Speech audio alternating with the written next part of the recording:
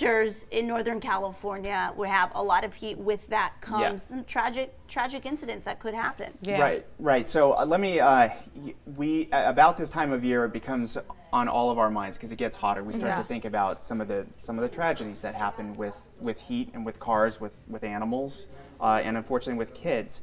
And there's a running list that they do every single year that unfortunately there's kids stuck in cars and they pass away because of the heat in the car. And this year, so far, we're up to 12. There's a number of people that are focused on this issue, trying to pass laws. How can we do this better? Technology's coming into the picture, which we should talk about. But the one thing I always want to highlight on this is that we tend to talk about this story when it's the hottest times of the year, but we haven't gotten to that yet, and it's already happened 12 times across the country. And a couple of those days was a 68-degree day in Alabama, and one was 75 degrees in Idaho. So it can happen much lower, and it's one of these situations where I think you're in an air-conditioned car, it's fine. You get out, it feels fine, but once the air conditioning's off and you close the door, then it's a whole different world inside that car, and unfortunately, a lot of kids have passed away from this. So there's technology trying to help us out. That's what we're showing you on the screen. So right now, again, and let's take it broader, in the last 15 years, reports say about 700 children have died in hot cars. So over a span of time, it's been a great number. And then speaking of technology that Rob was talking about, I know on the traffic app Waze, now Waze has a prompt where once you put in something in your navigation and you stop at that destination, it reminds you that you have a kid in the back seat. General Motors is trying to they're in the process of creating technology, a reminder that when you open and shut the rear door, it triggers to say maybe somebody's in the back seat, and before you get out, it prompts you so you can remember, hey, maybe I should turn around and look in the back seat. So the conversation is shifting in regards to that. But I do want to bring this up because 700 sounds like a lot in the last 15 years. But when I hear that number, I'm surprised that it isn't more. And I'm saying that not because people are bad parents or, just kids are just, being left in cars. But I always think about a new mom who is going back to work. She is working off 2 hours of sleep, trying to pack lunches, make sure her husband is good, and they're trying to work together. Maybe he works too.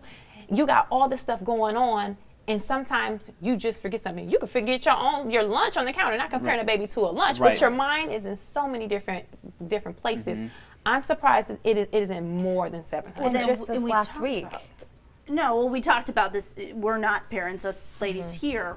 Rob, you are, so you can maybe help us understand this, but the rate of people having kids at an older age is going up, right? So people are going through their life, going through their 20s, adapted to their own routines and their own schedules as individual people, as maybe a couple, and then a child comes into your life, the hugest responsibility you will ever have in this lifetime, and you still somehow get absent-minded in the moment where you're going through your normal routine that you've been going through your entire life. You get out the car, grab your purse, run into Target really quick. Oh my gosh. Right.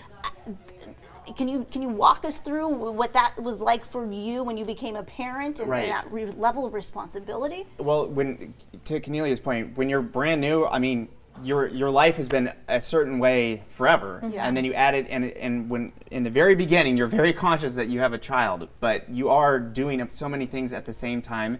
There are moments when you're like, oh my gosh, where's the baby or whatever, and it's totally where you would expect, taking a nap in the crib or whatever, but there are just those moments where you're not quite exactly sure just because there's a lot of things going on. Of course, that is not an excuse for anything, but these things do happen, and when you actually go in and dig into each case about how this all came together, there's almost always I was doing this and whatever, there's always just some moment where it's very unintentional, the way that these things happen. 56% of the deaths are from a caretaker making a bad choice. And this last week, there was a grandmother who was watching her daughter or daughter-in-law's baby and accidentally left the baby in the car. And it was a good citizen who saw it.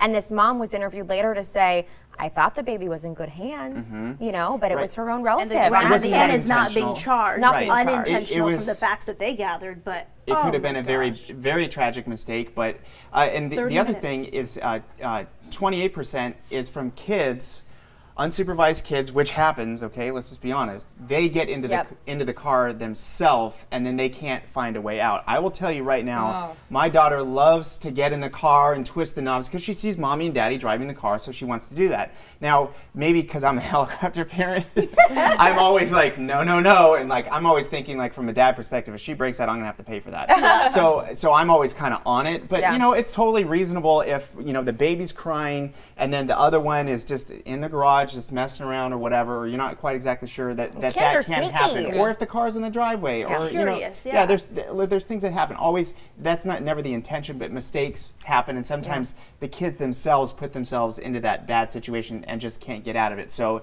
it just goes without saying, always know where your kids are.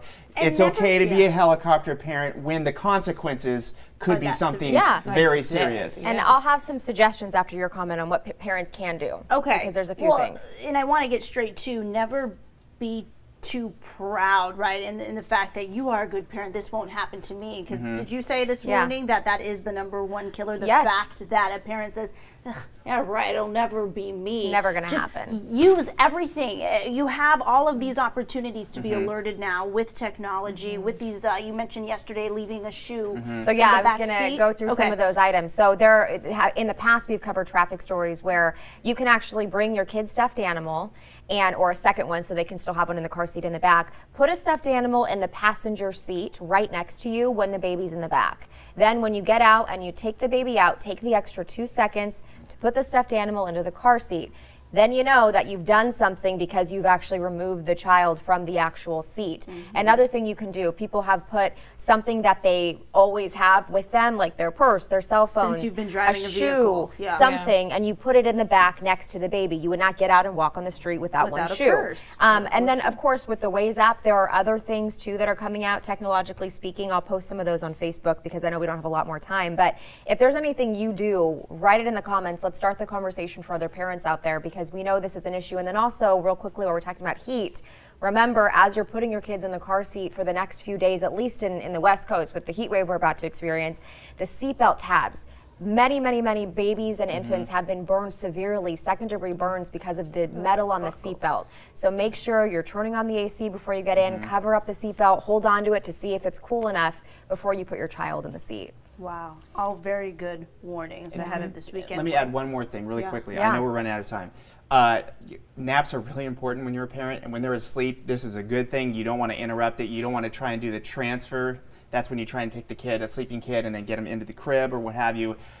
Many, many times I've had a lot of things to do, but the kid's asleep. I leave the AC on, I find a shady spot, and I sit in that car with the kid. If the kid needs to nap, if you need to do that, make sure that they're comfortable, stay with them. Don't say, oh, I can leave the AC on and go away. What if the car runs out of gas? This has happened with canine dogs before. Something happens. So just don't take your eye off that kid, because things can go bad in the heat. All right, so it's heating up, like we said.